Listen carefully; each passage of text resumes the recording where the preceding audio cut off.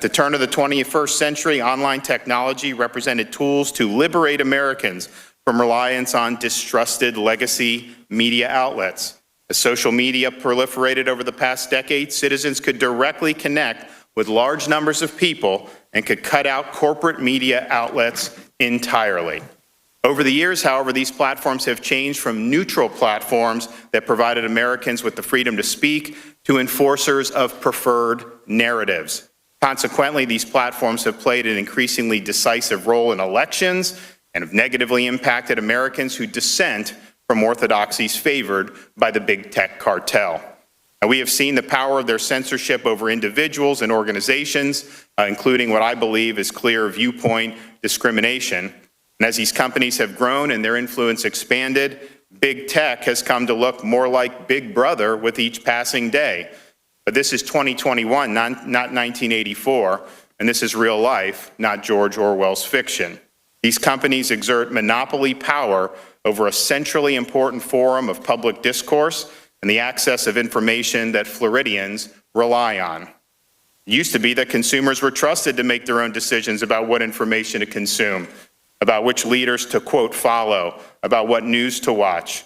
Now those decisions are increasingly made by nameless, faceless boards of censors. They even have a name, euphemistically called content moderators. And we're told that these are private companies and that those who disagree with their decisions to regulate content and even suppress content can simply choose other services. Well, when 2.8 million Americans chose to download the application Parler and share information with friends, family, and colleagues, what was the result of that? Canceled by Amazon, Google, and Apple. What about the 88 million Americans who chose to, quote, follow President Donald Trump? Sorry, content moderators on Twitter pulled the plug, as did a different set of, quote, moderators at Facebook. This is the case even though leaders like Ayatollah Khamenei have been permitted to use these platforms to do things like call for the destruction of Israel and the elimination of Jews. Core issue here is this: are consumers going to have the choice to consume the information they choose, or are oligarchs in Silicon Valley going to make those choices for us? No group of people should exercise such power, especially not tech billionaires in Northern California.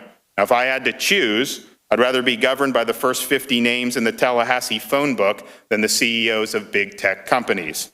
If you don't like Parler, then don't read it. Let's not have those choices made for us, or before long we will have nothing more than someone else's choices imposed upon us by a bunch of monopolies whose core business is to sell advertising. These behaviors are concerning to me, as I know they are concerning to many Floridians.